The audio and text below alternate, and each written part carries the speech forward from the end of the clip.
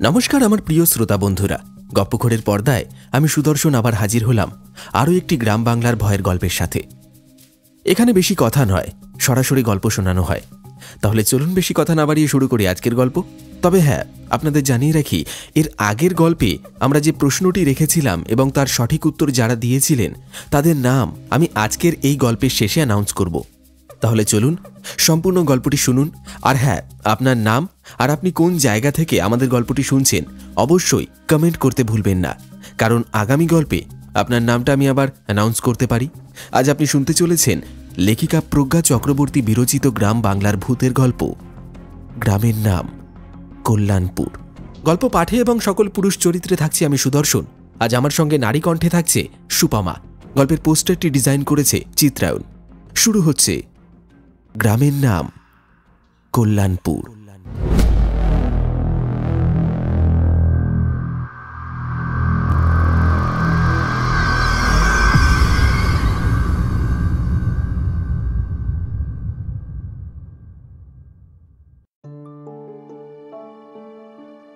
শীতটা বেশ জাঁকিয়েই পড়েছে। চারপাশ কুয়াশার চাদরে ঢাকা পড়ে গেছে। কোনো কিছুই যেন ভালো করে দেখা যাচ্ছে না। দিনের বেলা তাও একরকম, কিন্তু রাত হলেই পুরো কল্যাণপুর গ্রামটা যেন কুয়াশার চাদরে ঢাকা পড়ে যায়। এই গ্রামটাকে মূলত জেলে পাড়া বলা হয়, কারণ এই গ্রামের মধ্যে দিয়ে বয়ে গেছে দুটি নদী এবং এই গ্রামের অধিকাংশ লোকের পেশাই হলো মাছ ধরা। সকলে দিনের বেলায় মাছ ধরলেও গ্রামে মাধব নামের একজন প্রতিদিন রাতের বেলা মাছ ধরতে যায়। তার মতে শান্ত পরিবেশে নাকি মাছেরা খুব সহজে জালে ধরা দেয়। তবে আজ বেশ কিছুদিন হলো রাতের বেলা সে যখন মাছ ধরতে যায় তার মনে হয় যেন তাকে কেউ অনুসরণ করছে। শুধু তাই নয়, মাঝে মাঝে কারোর কান্নার শব্দ শুনতে পায় সে। তবে এই ব্যাপারগুলোকে সে খুব একটা গুরুত্ব দেয় না। জাল নিয়ে এগিয়ে যায় নদীর দিকে।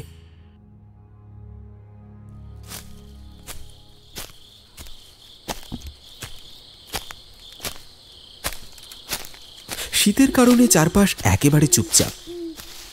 তার হাতে থাকা লণ্ঠনের আলোটাও কুয়াশার কারণে ফিকে হয়ে আছে। নদীর কাছে গিয়ে নৌকা নিয়ে জলে নেমে পড়ে সে। তারপর নদীর মাঝ বরাবর গিয়ে জাল ফেলে নৌকায় আরাম করে বসে পড়ে।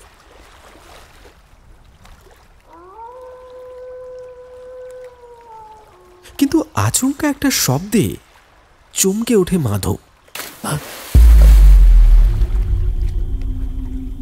ওর মনে হয় ওর খুব কাছেই যেন কেউ একটা নদীতে ঝাঁপ দিল। জলে কিছু পড়ে যাওয়ার শব্দ হলো না? কেউ কি নদীতে ঝাঁপ দিল নাকি? দেখি তো। কথাগুলো আপন মনে বিড়বিড় করতে করতে লণ্ঠনটা তুলে নিয়ে তার আলোটা বাড়িয়ে চারপাশে একবার চোখ বোলালো সে। না তো, কোথাও তো কেউ নাই। তাহলে মনে হয় এইসব মাছের কাজ। ওরে বাবারে, বুকটা একেবারে স্যাঁত করে উঠছিল। কথাগুলো ভাবতে ভাবতে নিজের মনেই হেসে ওঠে মাধব, আর ব্যাপারটাকে মনের ভুল ভেবে এড়িয়ে যায় সে। কিন্তু আচমকা আবারও একটা শব্দ শুনতে পায় সে। কেউ যেন হি হি করে হাসছে।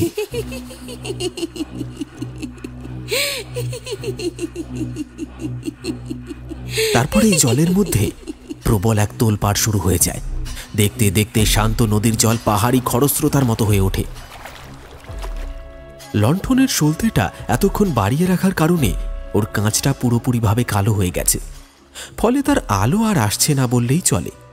কি করবে কিছু ভেবে না পেয়ে লণ্ঠনের সলতেটা কমিয়ে হালকা করে কাঁচটা মুছতে যায় একটা কাপড় দিয়ে, আর তার সাথে সাথেই কাপড়টায় আগুন লেগে যায়। কি কাপড়টা আগুন ধরে গেল? হ্যাঁ, মাধব আর কিছু না ভেবে ওটাকে জলে ফেলে দেয়। এদিকেও নৌকাটাও ততক্ষণে দুলতে শুরু করেছে। মাধব এবার বেশ ভয় পেয়ে গেল। সে এককালে তন্ত্রমন্ত্র করত, তাই মনে মনে মন্ত্র জপ করতে শুরু করল। তবে তাতেও যেন কোনো লাভ হলো না। তখন চারপাশ অদ্ভুতভাবে ঝাপসা হয়ে গেল ধীরে ধীরে, আর সে কিছু না ভেবে জালটা ধরে টানতে শুরু করল। তবে তাতে লাভ কিছু হলো না। উল্টে তার মনে হলো জালটা যেন শক্ত হয়ে তার হাতে জড়িয়ে যাচ্ছে। এসব এসব কি হইতেছে? হে ভগবান রক্ষা করো। বিড় বিড় করে মন্ত্রপাঠ শুরু করলেও সব যেন তার গুলিয়ে যাচ্ছে। এমন সময় রাতের নিস্তব্ধতা ভেঙে তার কানে ভেসে এলো একটা কান্নার শব্দ। কেউ যেন করুণ সুরে কেঁদে চলেছে।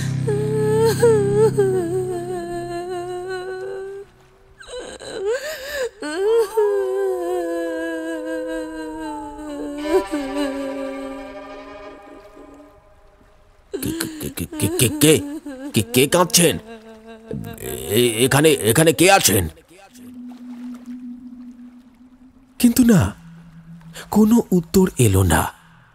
তবে তার পরিবর্তে তার বলা কথাগুলোই প্রতিধ্বনিত হয়ে ভেসে এলো। রাতচরা পাখিরা যেন অদ্ভুতভাবে ডাকাডাকি শুরু করেছে। তাদের ডাক জানান দিচ্ছে কোনো এক অশনি সংকেতের। মাধব প্রাণপণে জালটা টানতে থাকে, কিন্তু না, হচ্ছে না। তাই বাধ্য হয়ে সেটা ছেড়ে দিয়ে দাঁড় তুলে দাঁড়ায় সে। নিজের সর্বশক্তি দিয়ে দাঁড় টেনেও নৌকাটাকে এক চুলো নড়াতে পারল না সে। চাঁদের আলোতে সে দেখল জালটা যেন অদ্ভুতভাবে নৌকাটাকে জড়িয়ে ধরেছে। তার পাশাপাশি ধীরে ধীরে একটা অদ্ভুত অবয়বের আকার নিচ্ছে সে। আর তখন আবার শোনা গেল এক মহিলার আর্তনাদ। বাবু, তুই আসিস না, তুই এই কাজ করিস না বাবু, তুই আসিস না। যেন সে তার ছেলেকে ডেকে চলেছে। শুনতে পাচ্ছিস বাবু? মাধব আর কিছু না ভেবে নৌকার গা ঘেঁষে জলে নেমে পড়ে। তারপর জালটাকে সরানোর চেষ্টা করে, তবে কোনো কিছুতেই কিছু হয় না। অবশেষে একসময় সে জালটা টেনে তুলতে পারে, আর তখনই বাতাসে ভেসে ওঠে এক অপার্থিব কণ্ঠস্বর। এবার এই কণ্ঠস্বর কোনো মহিলার নয়, এ এক পুরুষ কণ্ঠস্বর। কি ভাবছিস? হ্যাঁ, কে এখানে? এত সহজে ভুলে গেলি? এত সহজে ভুলে গেলি তুই? আবারও একটা কান্নার করুণ সুর ভেসে আসে। মাধব দাঁতটা নৌকায় রেখে এদিক ওদিক দেখতে থাকে।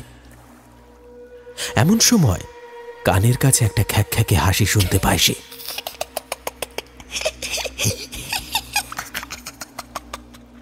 যেন ওর একদম পেছনেই দাঁড়িয়ে আছে।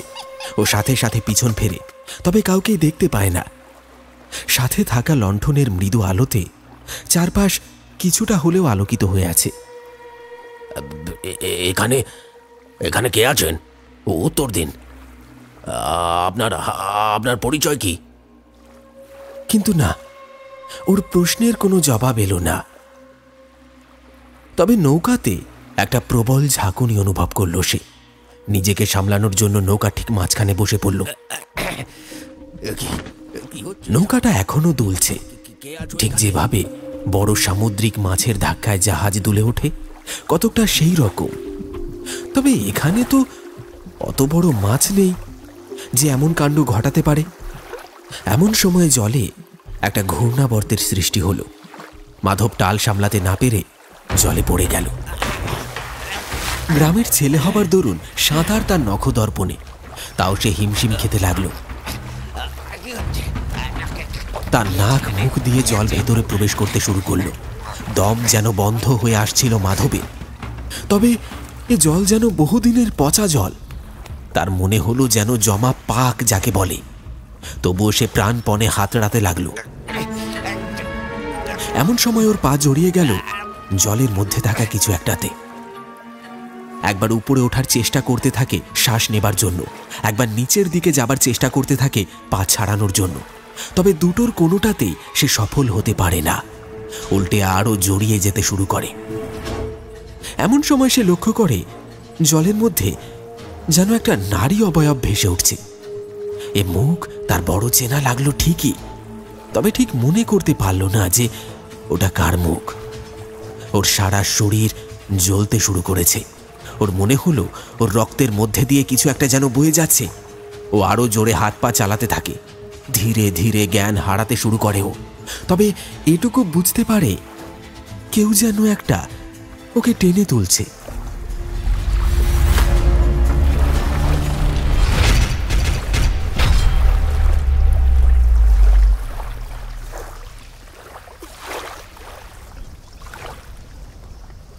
যখন জ্ঞান ফেরে তখন ও নিজেকে পড়ে থাকতে দেখে।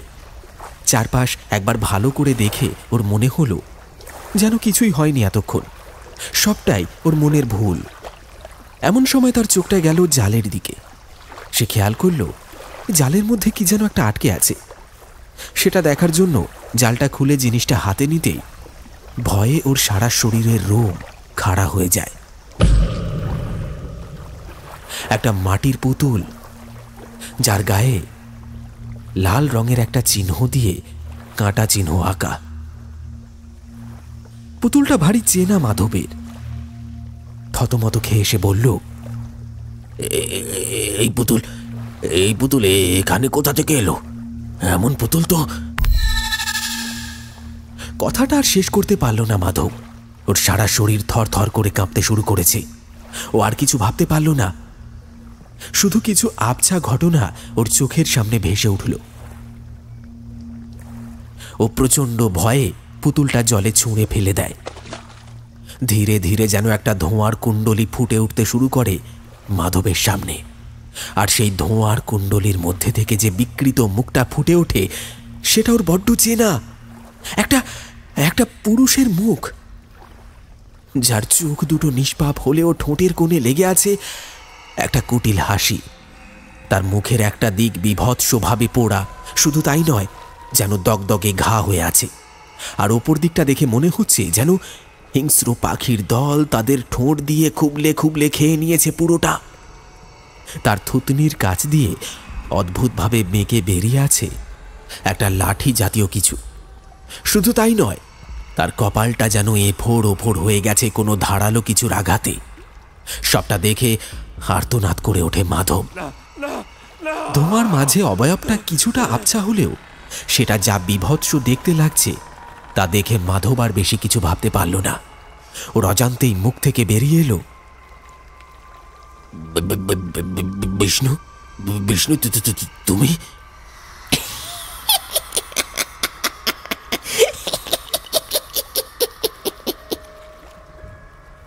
তুই আমারে মারছিলিস, আমার পরিবারটারে ধ্বংস করছিস। তুই আমারে মাটির পুতুল বানায়া এখানে আটকায় রাখবি ভাবছিলি, কিন্তু আজ আমি তোর বিচার করতে আইছি। আজ তোর বিচার হইব। মাধব ভয় পেয়ে আবার মন্ত্রপাঠ করতে শুরু করে, কিন্তু বিষ্ণুর আত্মা সেই সব কিছুকে হেসে উড়িয়ে দেয়। তারপর বলে,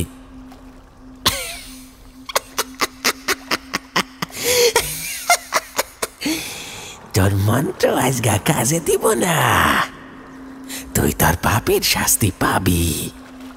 আজ আমি তোর হাতেই মুক্ত হম। তোর লইগে আমি শাস্তি পাইছি, আজ নরক যন্ত্রণা ভোগ করতাছি, তাই তোরে আজগা ছাড়ুম না। আমাকে আমাকে ক্ষমা করে দাও। সেদিন আমি নিরুপায় ছিলাম। না না না না না না না, তুই নিরুপায় ছিলিস না। আমার কথা বিশ্বাস করো, আমি একটু মিথ্যে বলছি না। বেশ বেশ বেশ বেশ বেশ বেশ, মাইনা নিলাম তোর কথা, কিন্তু তারপর তো আমারে মুক্তি দিতে পারতিস না। তুই আমারে তারপরেও মুক্তি দিস নাই। আমি চোখের সামনে আমার বউ আর ছেলেরে আত্মহত্যা করতে দেখছি, কিন্তু কিছু করতে পারি নাই। এই নদীর পাড়ে, ঠিক এই জায়গায় যেখানে তুই এখন বসে আছিস, ওইখানেই আমার বউটা বিষ খায় শটফট করতে করতে মারা গেছিল। আমার ছেলেটাও এইসব সহ্য করতে না পাইরা তার মায়ের দেখা দেখি বিষ খাইছিল। ওইটুকু বাচ্চা, যার গায়ে আমি একটা আসর কখনো লাগতে দিই নাই, সে বিষ খায় আর শটফট করতে করতে মরে গেছিল। একটু একটু করে শেষ হয়ে গেছিল, আর আমি সবটা দেখছিলাম। তুই জানিস তো, নিজের কাছের লোকরে এইভাবে মরে যাইতে দেখলে ঠিক কতটা কষ্ট হয়। আমার ছেলেটা আমারে ডাকছিল, পাগলের মতো আমারে খুঁজছিল, কিন্তু আমি কিছু করতে পারি নাই, মাধব চুপ করে সবটা শুনছিল। ওর কিছুই করার ছিল না। ধীরে ধীরে নিজের চোখ জোড়া বন্ধ করে নিল ও। ওর চোখের সামনে ফুটে উঠতে শুরু করলো আজ থেকে 25 বছর আগের কিছু ঘটনা। তখন নিজের ঝোঁকের বশে আর কিছু টাকা উপার্জনের জন্য গ্রামের শেষ প্রান্তে থাকা এক সাধু বাবাকে ধরে সে তন্ত্র চর্চা শুরু করেছিল। বেশ কয়েক বছরের মধ্যে সে বেশ কিছু তন্ত্রবিদ্যা রপ্ত করতে শিখেছিল। ওর গুরু ওকে বলেছিল বিশেষ কোনো দরকার ছাড়া যেন এই তন্ত্রবিদ্যার প্রয়োগ সে না করে, তবে কখনো মানুষের বিপদে সাহায্য করতে ছোটখাটো মন্ত্রের প্রয়োগ করত সে সময় গ্রামের এক বিত্তশালী ব্যবসায়ী রঘুনাথ মাধবচরণের কাছে এসেছিল।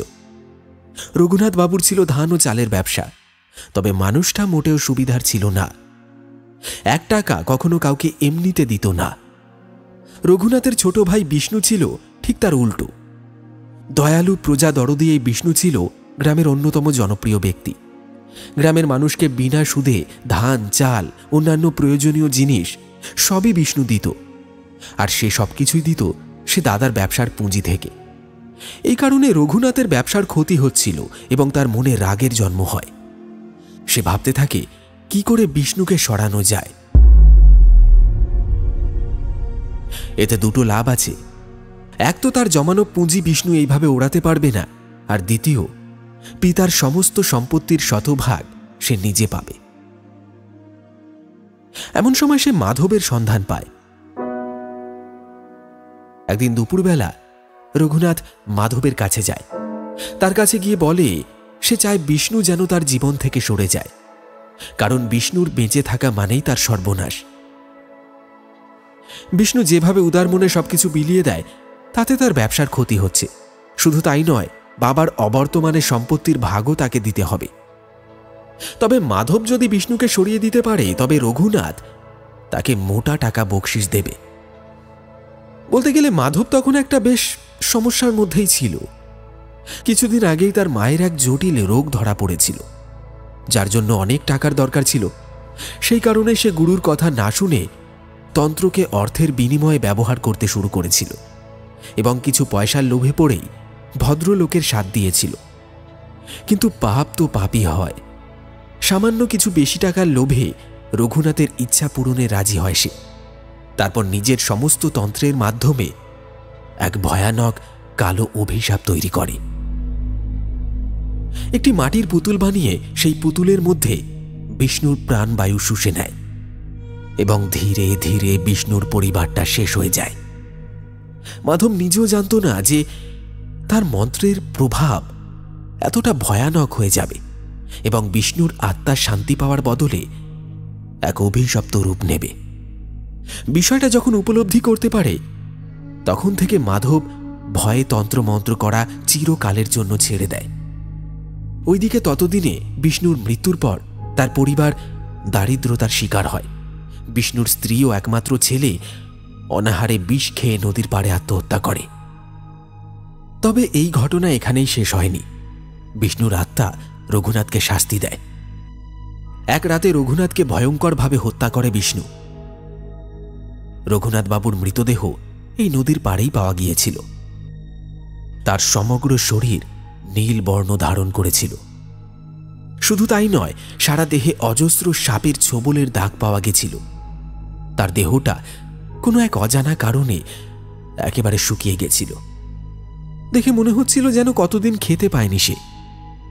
ব্যাপারটা গ্রামের কেউ বুঝতে না পারলেও মাধব তখন আড়ালে দাঁড়িয়ে ঠিক বুঝতে পেরেছিল এই কাজ বিষ্ণুর ছাড়া আর কারোর হতে পারে না। তারপর থেকে মাধব আরো ভয়ে গুটিয়েছিল। অনেক দিন এই ভয়ে বাড়ি থেকে বেরও হয়নি।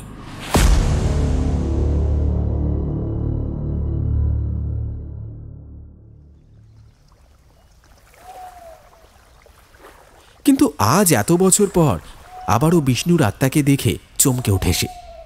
একটা বিচ্ছিরি হাসির শব্দে ঘোরটা কেটে যায় তার। বিষ্ণু বলে,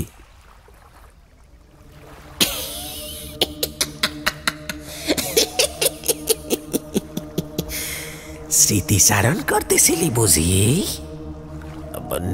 না তা না, কিন্তু এত বছর পর তুমি আবার কোথা থেকে এলে? এত তন্ত্র চর্চা কইরাও এমন প্রশ্ন করতাছিস? মানে? তুই আমারে ওই পুতুলে আটকাইছিলি ঠিকই, তবে সেই সময় সদ্য মারা যাবার কারণে আমার মধ্যে কিছুটা ক্ষমতা ছিল, আর তাই ওই রঘুনাথ রে আমি মারতে পারছিলাম। তবে ভাবছিলাম তারপর আমি মুক্তি পাবো, কিন্তু পাই নাই। ধীরে ধীরে আমার ক্ষমতা কমতে থাকে, আর আমি ওই পুতুলের মধ্যে বন্দী হয়ে অপেক্ষা করতে থাকি যে কবে তরে চোখের সামনে পামু, আর তোর হাত দিয়াই নিজের মুক্তির ব্যবস্থা করুম। তবে আজ ভাবছি তরেও শেষ কইরা দি, কি কস? কথাগুলো বলেই সে আবারও হাসতে থাকে। তার হাসির শব্দে কান পাতা দায় হয়ে যায়। মাধব ভালো করেই বুঝতে পেরেছে আজ তার আর নিস্তার নেই। তাই প্রাণপণে পালানোর চেষ্টা করে, কিন্তু নৌকাটি যেন ভেসে যাচ্ছে অজানা কোনো একদিকে।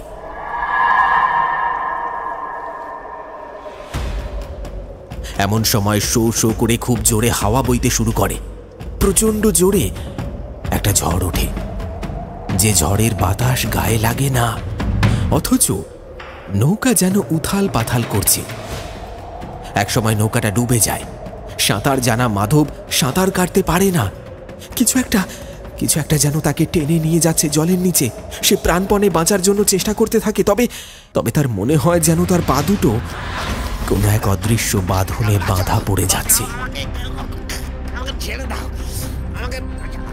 সে যখন আপ্রাণ চেষ্টা চালাচ্ছে বাঁচার জন্য, তখন আবারও সেই গলা শুনতে পায়,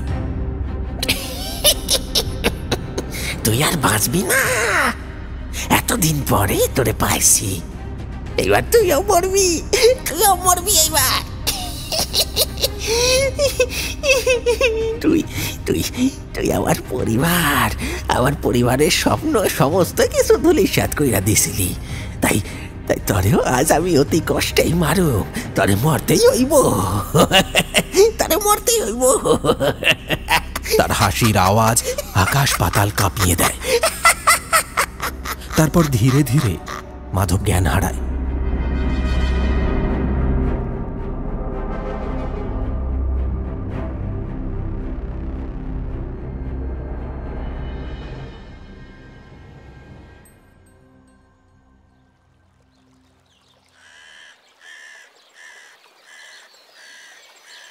অদ্ভুতভাবে পরদিন সকালে তার জ্ঞান ফিরে আসে।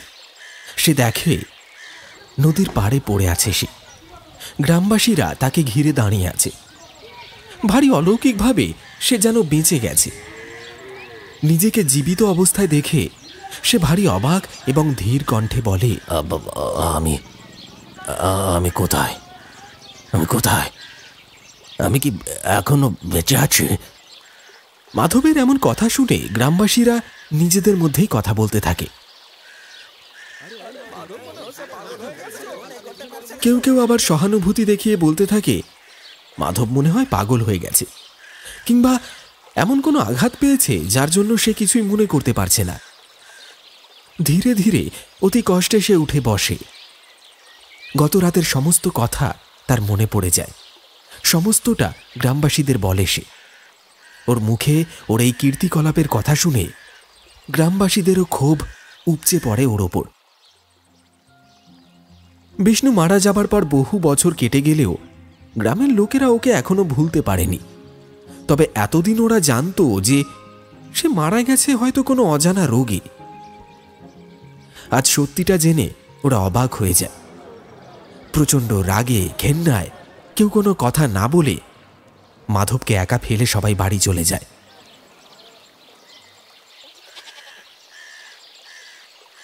তবে বাকিরা চলে গেলেও বৃদ্ধ মোড়ল ওখানেই দাঁড়িয়েছিল। সে মাধবকে বলল, ছি ছি ছি মাধব, তোকে আমরা কত ভালো ছেলে ভাবতাম। নিজের তন্ত্র মন্ত্রের জোরে কত লোকের উপকার করতি, আর সেই তুই কিনা বিষ্ণুর মতো একটা ছেলেকে এত কষ্ট দিয়ে মারলি। ভুল হয়ে গেছে খুড়ো, আমি সত্যি এত কিছু ভাবিনি তখন। কটা টাকার বড় দরকার ছিল গো। তাই বলে এমন একটা কাজ করবি? ছেলেটার আত্মাকে অবধি বন্দি করে রেখেছিস তুই। তাকে তো অন্তত মুক্তি দিতে পারতিস। আমি তো ওদের মৃত্যুর খবর শুনে সবকিছু ছেড়ে দিয়েছিলাম। তারপর রঘুনাথ বাবু মারা যান। আমার এত কিছু আর মনে ছিল না। গ্রামের লোকেরা তোর ওপর বড় রাগ করেছে। যাই হোক, বাড়ি যা, আর ওর মুক্তির ব্যবস্থা করগে যা।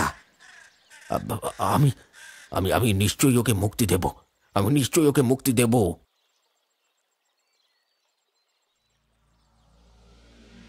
মাধব দেখে সেই পুতুলটা এখনো তার পাশে পড়ে আছে। সেটা দেখা মাত্রই মাধবের মনে পড়ে যায় বিষ্ণুর বলা কথাগুলো। আমি এখনো মুক্তি পাই নাই, তোর লজ্ঞা নরক যন্ত্রণা ভোগ করতাছি বিনা কারণে। মাধব বাড়ি ফিরে যায়।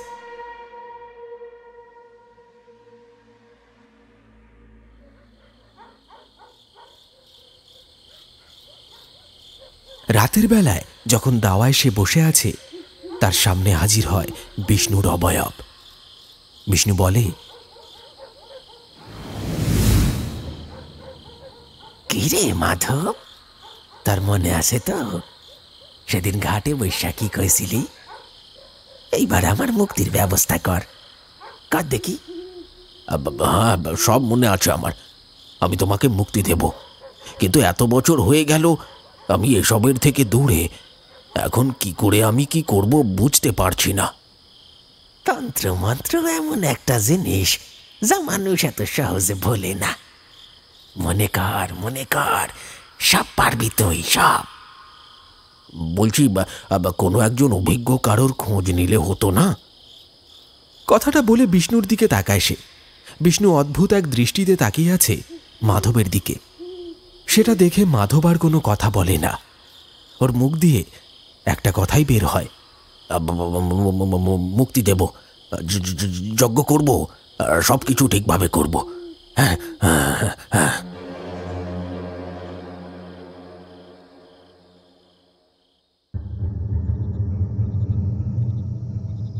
রাত তখন বেশ গভীর। ঘরের কোণে থাকা একটা পুরনো বাক্স খোলে মাধব। তারপর তার ভেতর থেকে বেশ কিছু জিনিস বার করে নিয়ে আসে। বাক্সের ভেতরে একটা খাতা ছিল, যার মধ্যে তন্ত্র মন্ত্রের ক্রিয়াকলাপ অনেক কিছুই লেখা ছিল। মাধব সারা রাত বসে সেই সমস্ত কিছু আবার আরেকবার ঝালিয়ে নেয়।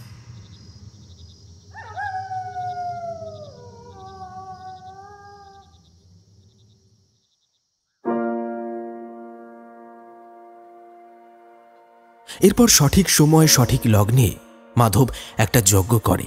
সেখানে মন্ত্র পাঠ করে যজ্ঞের আগুনে ঘৃতাহুতি দিয়ে বিশেষ কিছু তন্ত্রক্রিয়া করে এবং তারপর সেই পুতুলটাকে যজ্ঞের আগুনে পুড়িয়ে ছাই করে দেয়। তবে তার শেষ অংশটুকু সেখানেই থেকে যায়।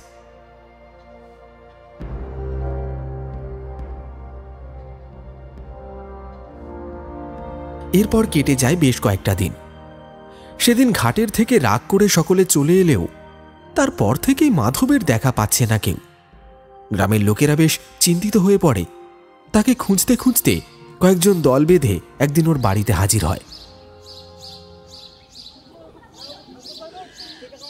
খুড়ো মাঝে দুদিন এসেছিল, তবে দরজা বন্ধ দেখে ফিরে গেছিল।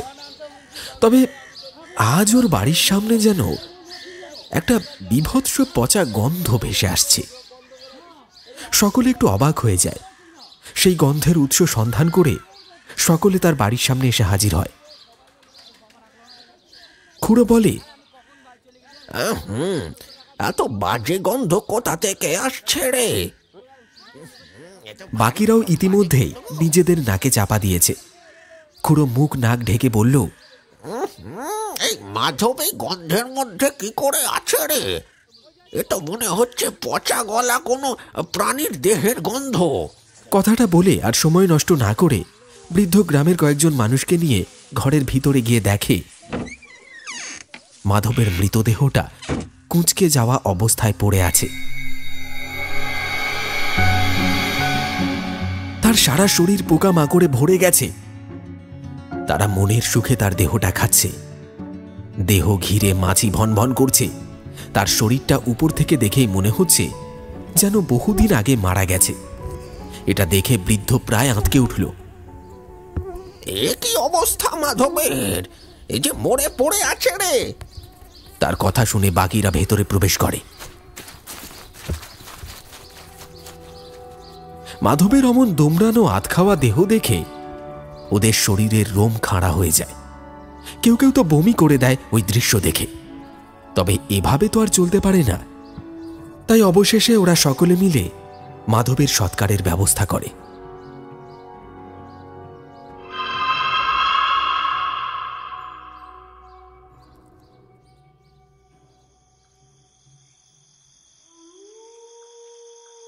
কিন্তু দাদু, একটা জিনিস তো বোঝা গেল না, মাধব কবে আর কখন মারা গেল?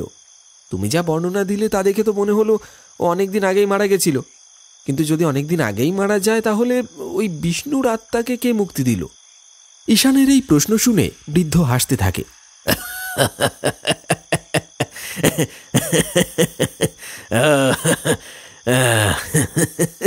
তার ওই হাসি দেখে ঈশান আর রোহিত একে অপরের গা ঘেঁষে বসে।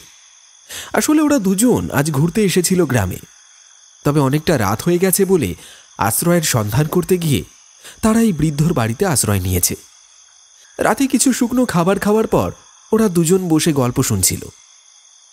ঈশান বলল, কি হলো দাদু, বললে না তো? তুমি দেখি বড় অধৈর্য ঈশান বাবু। আরে আমারও তো বয়স হয়েছে, এতক্ষণ ধরে কি আমি কথা বলতে পারি বলো? তাও ঠিক। যাই হোক, এবার তোমার প্রশ্নের উত্তরগুলো দিই।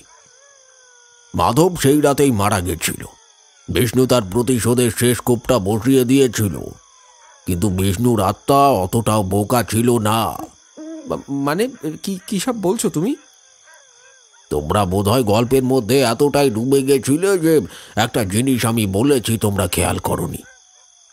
কি জিনিস খুড়ো? বিষ্ণুর মুক্তি লেখা ছিল মাধবেরই হাতে। অপরদিকে বিষ্ণু মুক্তি লাভ করার পর নিজের প্রতিশোধ পূরণ করতে পারত না। ও যেভাবে তিলে তিলে কষ্ট পেয়েছিল সেটাও এত সহজে ভুলতে পারেনি। তাই বলেই অত বছর পরেও ফিরে এসে দাঁড়িয়েছিল মাধবের সামনে। শুধু তাই নয়, নিজের চোখের সামনে নিজের স্ত্রী এবং ছেলেকে ওইভাবে কষ্ট পেয়ে মরতে দেখে ও কিছুতেই চুপ করে থাকতে পারছিল না। আসলে কতগুলো বছর ধরে ও মূলত নিজের সাথেই লড়াই করছিল।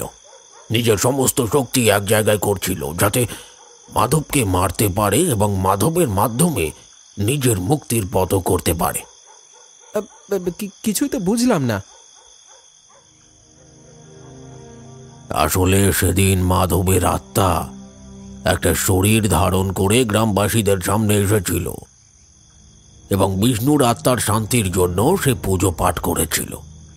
সমস্তটাই বিষ্ণুই তাকে দিয়ে করিয়েছিল, কিন্তু ততক্ষণে সে মারা গেছিল। ওই তোমাদের ভাষায় যেটাকে বলে হ্যালুসিনেশন। আর এই সবটাই ছিল বিষ্ণুর কারসাজি। ওই 25টা বছর ধরে ও নিজের সবটুকু শক্তি সঞ্চয় করেছিল। মাধবের মৃতদেহটাকে বিষ্ণুই তার বাড়িতে রেখে গেছিল, সেদিন গ্রামবাসীরা চলে যাবার পর আর কি। কিন্তু একজন মৃত মানুষ কি করে পুজো করতে পারে? আর সেটা হলে বিষ্ণু কেন নিজেকে মুক্ত করতে পারল না? আসলে মাধব ছিল ব্রাহ্মণ পরিবারের ছেলে এবং মারা যাবার পর সে এক ব্রহ্মদৈত্যে রূপান্তরিত হয়। আর ব্রহ্মদৈত্য যেহেতু মন্ত্র পাঠ করতে পারে, তাই সে ওই অবস্থাতেই বিষ্ণুর আত্মাকে মুক্তি দেয়। অথচ নিজের কর্মফল ভোগ করার জন্য সে নিজে মুক্ত হতে পারে না, থেকে যায় ওই বাড়িতেই। বাবা, এ তো সাংঘাতিক ঘটনা গো দাদু। কিন্তু তুমি এত কিছু জানলে কি করে? গ্রামের কেউ তো জানে না বলছো, তাহলে তুমি কি করে এত কিছু জানলে? আবার আমাদের শহরের লোক পেয়ে ভয় দেখানোর জন্য এইসব উদ্ভট গল্প বলছো না তো? উদ্ভট গল্পই বটে। তবে তবে তোমাদের যদি কিছু প্রমাণ এনে হাজির করি। প্রমাণ? এত বছর পর তুমি প্রমাণ কোথায় পাবে? তুমি বড় রসিক মানুষ কিন্তু। ওহে ছোড়া, আমার বয়স হয়েছে ঠিকই, তবে এখনো এতটা বৃদ্ধ হইনি। আর তাছাড়া তোমাদের সাথে আমি রসিকতাই বা কেন করব শুনি? ভয় দেখানোর জন্য, আবার কি? তবে আমরা ভয় পাচ্ছি না এসবে, জেনে রেখো। তাহলে তো ভয়টা আর একটু বাড়িয়ে দিতে হয়, হ্যাঁ?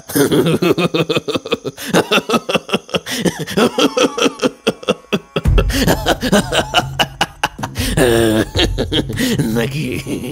কথাটা বলেই লোকটা হাসতে শুরু করে। ওদের মনে হয় ওই হাসির শব্দে যেন চারপাশ কাঁপছে। শুধু তাই নয়, ঘরটা একটা পচা গন্ধে ভরে উঠতে শুরু করেছে। ওরা দুজনেই ভয় পেয়ে যায়। এতক্ষণ ওদের সামনে যে বৃদ্ধ লোকটা বসেছিল, এবার যেন তার জায়গায় ফুলে উঠছে একটা পচা, গলা শুকিয়ে যাওয়া মরা দেহ, যার শরীরে অজস্র পোকা মাকড়ের বাসা। পোকা মাকড়গুলো যেন নিজ আনন্দে তার দেহ থেকে খাবার জোগাড় করে চলেছে। তাতে ওই লোকটার কোনো হেলদোল নেই। এতক্ষণ ধরে যে চাদরটায় তার গা ঢাকা ছিল, সেটাও ধীরে ধীরে সরে গেল। ওরা ভয় পেয়ে চিৎকার করে পালাতে গেল। সেই বৃদ্ধ অট্ট হাসি করে বলে ওঠে,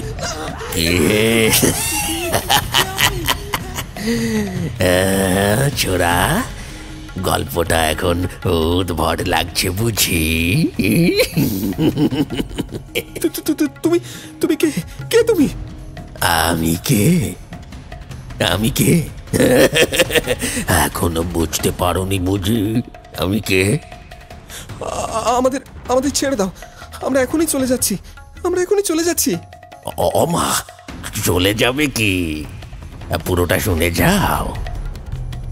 আমার নাম মাধব চরণ। আজ থেকে 25 বছর আগেকার কথা।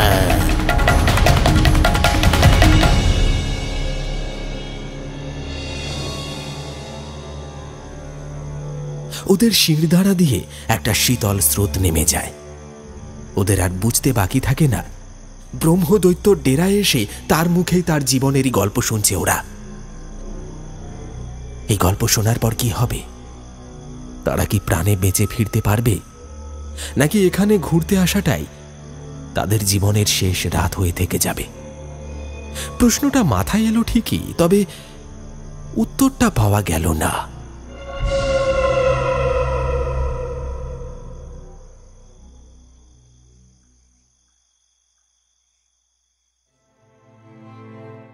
শুনলেন গ্রামের নাম কল্যাণপুর। তাহলে চলুন ঝটপট আমরা দেখে নিই আমাদের আগের এপিসোডের প্রশ্নটা কি ছিল এবং সেই প্রশ্নের সঠিক উত্তর কারা কারা দিয়েছেন। বন্ধুরা, আমাদের আগের এপিসোডের গল্প বাঁশ বাগানের ভূতে সুভাষ রায়চৌধুরী নামে যে চরিত্রটি ছিলেন, তিনি একজন স্কুলের শিক্ষক হিসেবে বদলি হয়ে এসেছিলেন গ্রামে। এবং আমাদের প্রশ্নটি ছিল, তিনি কোন সাবজেক্টের টিচার হয়ে এসেছিলেন। সঠিক উত্তর হচ্ছে ভূগোল। তিনি ভূগোলের শিক্ষক হয়ে গ্রামে এসেছিলেন। এবং সঠিক উত্তর দিয়েছেন মহুয়া বিশ্বাস, বলেছেন জিওগ্রাফি। অনির্বাণ বিশ্বাস বলেছেন ভূগোল সাবজেক্ট। এছাড়া রূপা রয়, নন্দিনী রয়, আয়ুষ মোল্লা, রাকেশ মণ্ডল, দীপঙ্কর সামন্ত, সুফল দে, সুরজিৎ মণ্ডল, পুতুল রয়, অপু বিশ্বাস, স্বরূপ হালদার, রঞ্জিত সিংহ, সৌভিক মালিক, কৌশিক মণ্ডল এবং পম্পা দাস। এছাড়াও আমাদেরকে অনেকেই কমেন্ট করেছেন, কিন্তু তারা নামটি লেখেননি। অনুগ্রহ করে আপনারা যখন কমেন্ট করবেন, অবশ্যই আপনার নামটা মেনশন করতে ভুলবেন না। আপনাদের প্রত্যেককে অনেক অনেক ধন্যবাদ জানিয়ে শেষ করছি আমাদের আজকের এই পর্বটি। সবাই ভালো থাকবেন এবং সুস্থ থাকবেন। দেখা হচ্ছে খুব তাড়াতাড়ি আগামী গল্পে। ধন্যবাদ।